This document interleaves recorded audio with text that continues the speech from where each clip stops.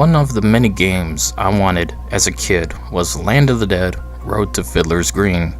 As a kid, I grew up in the zombie craze of the 1990s and mid-2000s, before they were replaced with survival games, and then Battle Royale and live services, which we're still plagued with in 2024. I'd rather have more zombie games than live services, let alone Battle Royale, any day of the week. So today we're taking a look at this budget movie tie-in game released for the Xbox and PC, developed by Brainbox Games and published by Groove Games in 2005, who would go on to publish a reskin of this game under the name Day of the Zombie, which appears to have been a Russian standalone game built using the assets of Fiddler's Green. It's hard to tell, just know this: it's more of the same, but with 3 protagonists and a story told in the comic book style with a sense of humor. But first, we're looking at Fiddler's Green. So let's cover this game since Civ 11 already did it many years ago. The government prisoner may have beaten me to the punch, but he has yet to cover Day of the Zombie. You hear that, Civvy? I'll beat you to the punch this time. Well, next time. First off, let's get this game covered.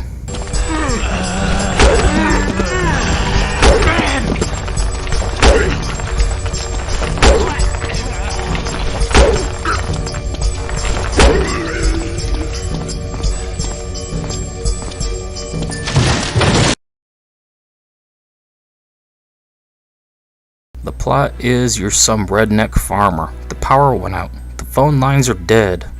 Then there's a stranger in your yard. You realize it's a zombie and fight off a horde with barely any supplies.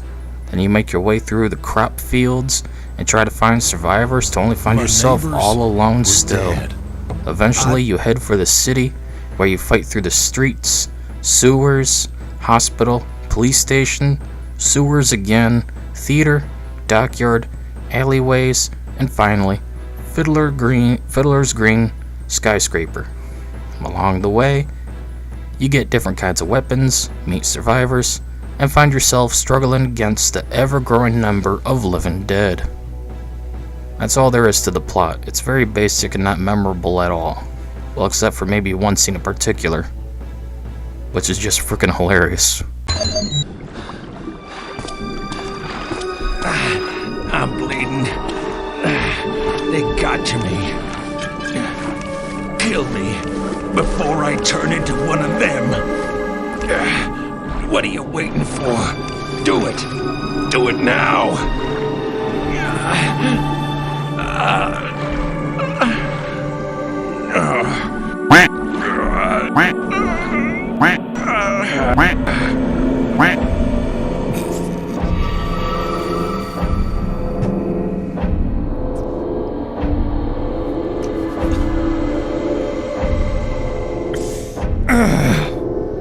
That's so sad. The game is your standard 2005 first-person shooter, so clunky by today's standards basically.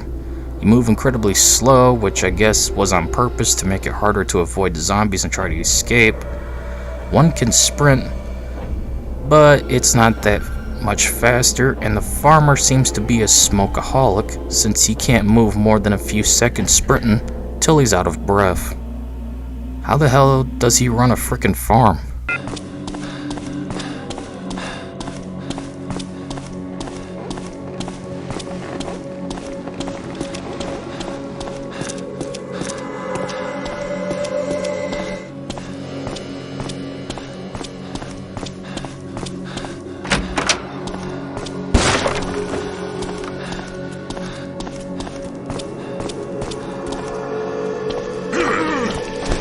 There's no flashlight, so get used to being in very dark areas. I did alter the gamma in the settings to make it less dark though. Even then, there was plenty of pitch black areas I couldn't see in. That sucks. The whole hospital was burning down. I needed to grab the doctor and get out of there.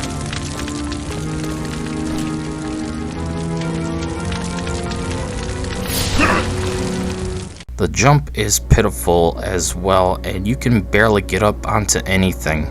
But zombies can hit you from almost anywhere, as long as you're in range, so don't go thinking you can cheese the zombie AI.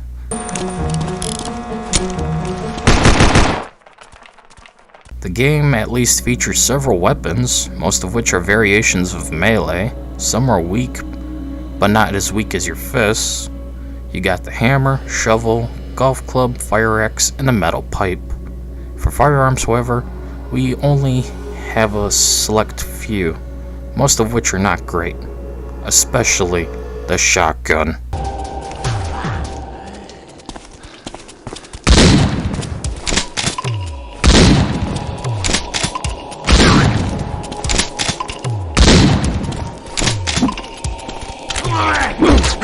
Yeah, the shotgun is the worst firearm in the entire game, which says something. How do you fuck up a shotgun? It's a fucking shotgun. Oh god, it's Half-Life 2 all over again.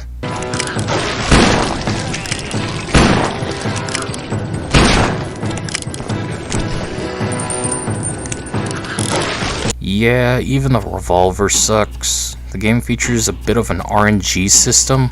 Bullets sometimes go where you want them to, while at other times they do not. The revolver is the worst of these offenders, as it could take upwards of 10 rounds to kill a single zombie. Okay, yeah, sure game, yeah. Bullshit. The sniper isn't much better, as it also loves to RNG your bullets away, but it's still powerful and can easily kill most things in one hit. Yeah, even the rifle needs a couple of rounds to kill a single zombie in the head, which is oh so lovely since you have a sniper escort mission part way into the game. Yay! You have a turret section, given this was a 2000s game. That was a trend at the time and kind of still is. At this point in the game, you'll have everything. Molotovs, grenades, lever action, revolver, Glock, shotgun, rifle, assault rifle, and a melee weapon. I rarely used firearms later on after acquiring the best weapon in the game.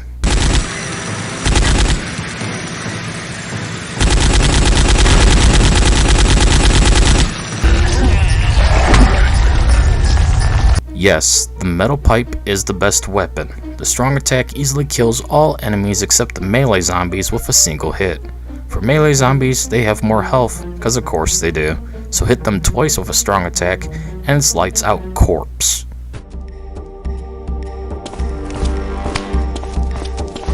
Honestly, the worst weapon is still the revolver, followed by the one turret section, as it doesn't feel like you're really shooting a minigun, and the zombies take way too many hits to go down.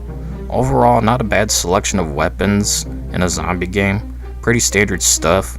In fact, while the shooting is a bit jank and the RNG aspect does piss me off, I did enjoy shooting the zombies.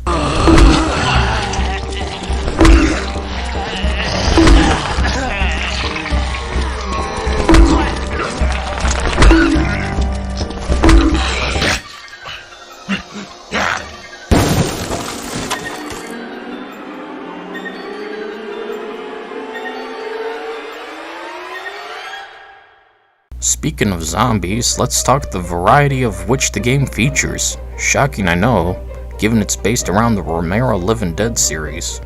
What could they possibly include?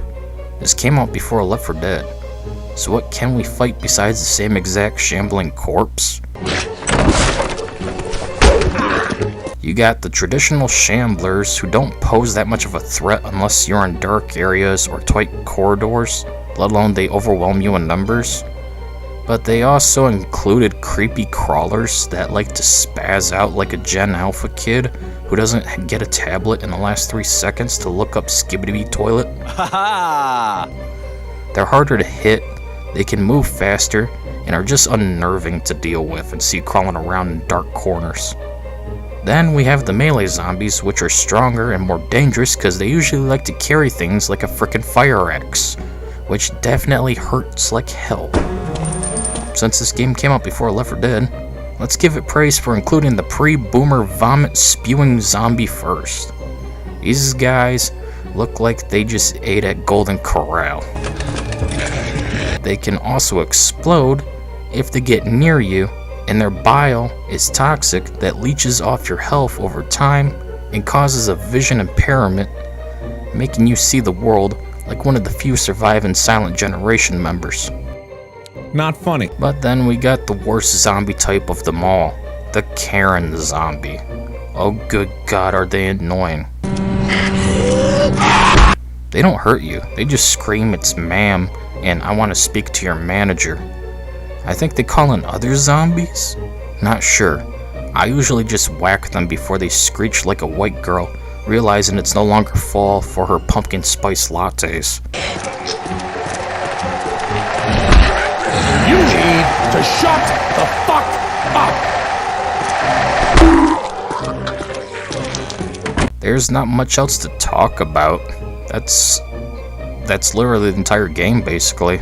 The only other things to mention is since it's an Unreal Engine game, there's modding tools and a community still active to this very day, mostly in South America, which makes sense. But still, you could play all kinds of great custom maps and game modes. I haven't bothered since around 2009 to 2011 when I originally played this game. So yeah, let's get to the score and be done with this long video. I honestly don't think I want to keep making them this large since I don't notice a difference in viewership between a 5-minute video and a 20-minute video. Ladies and gentlemen, the Jared Smith Center for Performing Arts proudly presents Death of a Salesman, as performed by Dr. Hondo's interpretive dance troupe.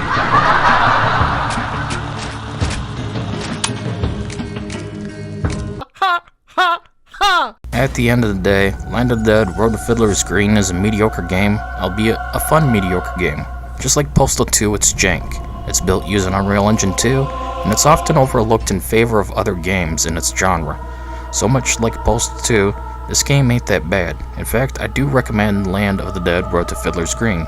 It's abandonware since the developer and publisher went bankrupt back in the 2000s, so check out myabandonware.com for a copy of the game and enjoy it. In fact, you can even play online with others and use all kinds of mods to expand and enhance the gameplay. One of the best things about Unreal Engine is the modding scene, akin to Valve's Source Engine and Bethesda's Creation Engine. Again, you could do much worse for a bad zombie game, like Resident Evil 2 Shipmake or The Walking Dead Destinies. Anyways, that's it for this video. See y'all later. Heck, we all knew. Beyond the city walls was nothing but death, and it was trying to get in.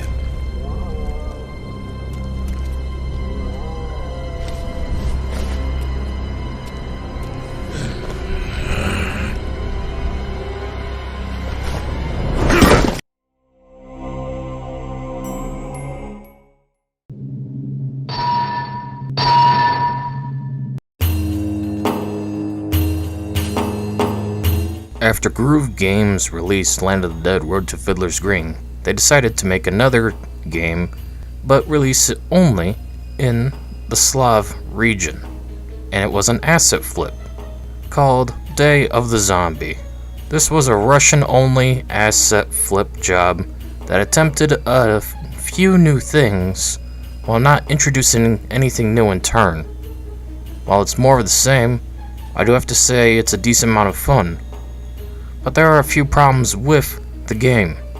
Since Civvy11, hashtag FreeCivvy, won't make a video on this after he did Road to Fiddler's Green, I figured I'd take advantage of this and cover the game myself first. Ha!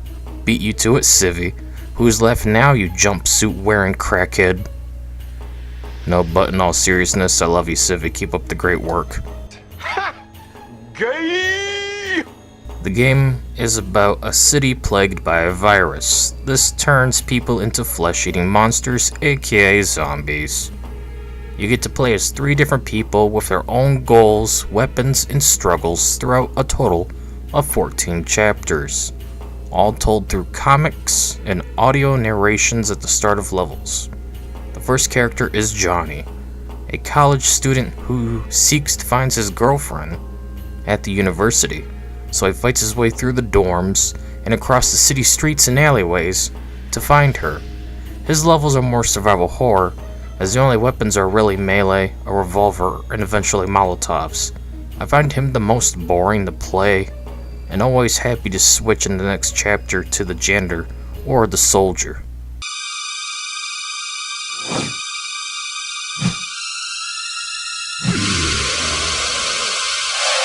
Unfortunately, some stories end in failure.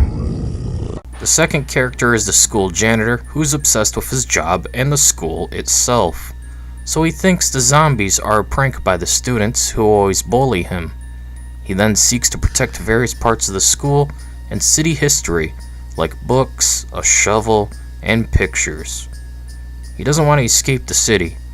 He just wants to keep his school safe by any means necessary. His levels are more puzzle-oriented, as you'll be locating key items and flipping switches while taking various routes to get around obstacles. He does get the shotgun, his Betsy, and lever-action rifle. And let me just say, they fixed the shotgun. Finally, it's not useless. Some stories end in victory. Or so it would seem. Then, finally, we have a soldier who was a coward and abandoned his squad to be eaten alive. So he now wants to find other soldiers and get to the evac chopper, eventually having to take another escape route via the docks with a boat. His levels are very shooting heavy with the most zombies, especially towards the end. You'll be killing almost 100 zombies per chapter with the soldier, if not more. He gets various melee weapons to select from: a Glock, assault rifle, sniper rifle, and grenades.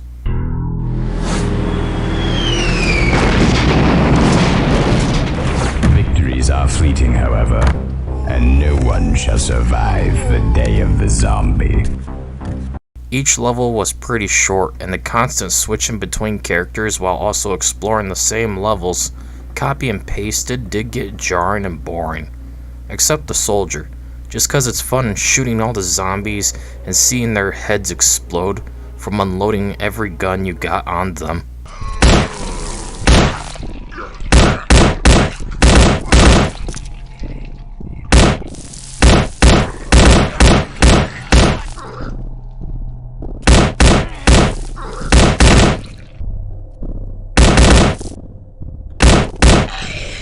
The game is stuck in a 4x3 format in a weird resolution that's not 720p.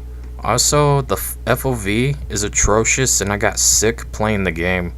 I did turn up the gamma part way into the game just cause it was too dark even for me, let alone for you guys to see on YouTube, cause YouTube just loves dark videos so much. Tom Scott made a video praising them for it. That was sarcasm.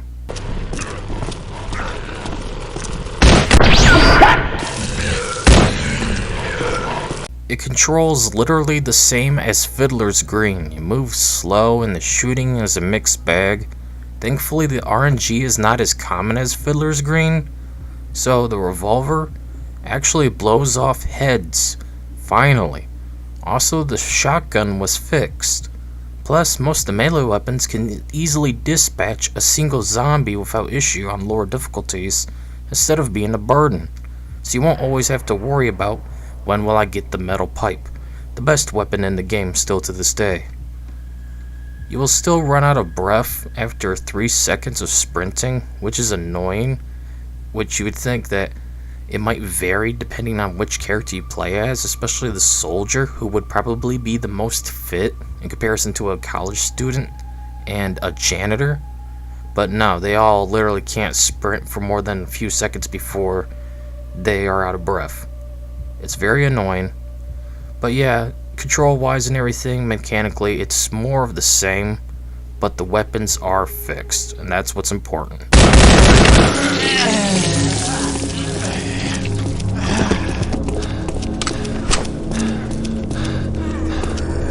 All weapons from Land of the Dead return.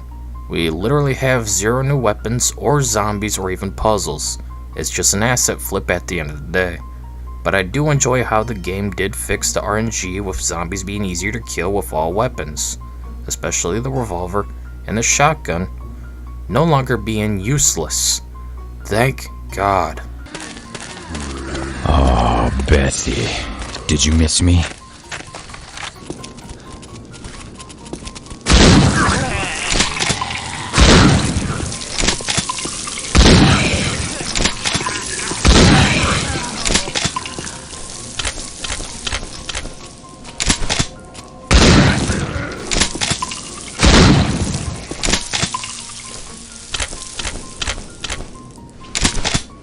You do get the fists, hammer, golf club, fire axe, baseball bat, and the best weapon out of all, just like the first game, the metal pipe. That should get me into each floor's control room.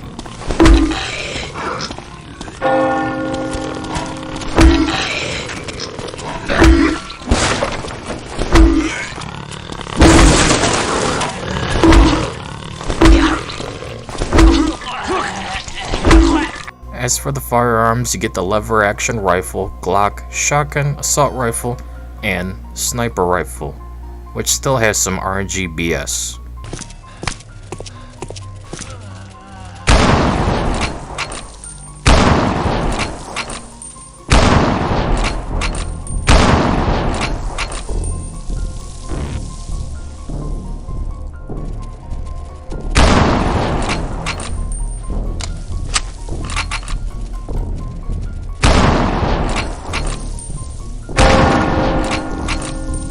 You also still have Molotovs and grenades, which are about as useless as ever.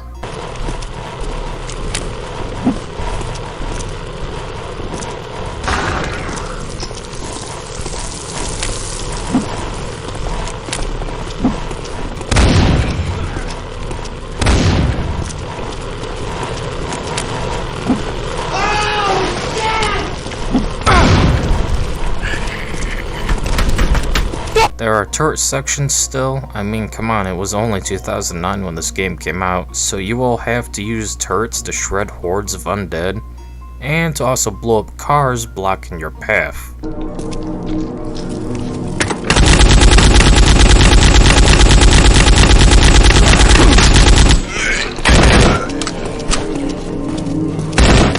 Just like Land of the Dead Road Fiddler's Green, there's only a few zombies cause it's based on the Romero Living Dead series. You got normal shamblers that love to swat you and can sprint a bit towards you if need be. But then you also have the melee zombies, which are stronger and deadlier since they usually have axes and golf clubs and whatnot. Next we got the screamers that just scream, but I barely found any of them, and melee zombies in the game during my playthrough. Then again, I was kind of blowing everything up. There's also the crawlers that like to twitch and growl like freaking monsters. They're still disturbing, but otherwise not hard to deal with. But I did find plenty of puking zombies. Oh god, were there many of them. I hate these.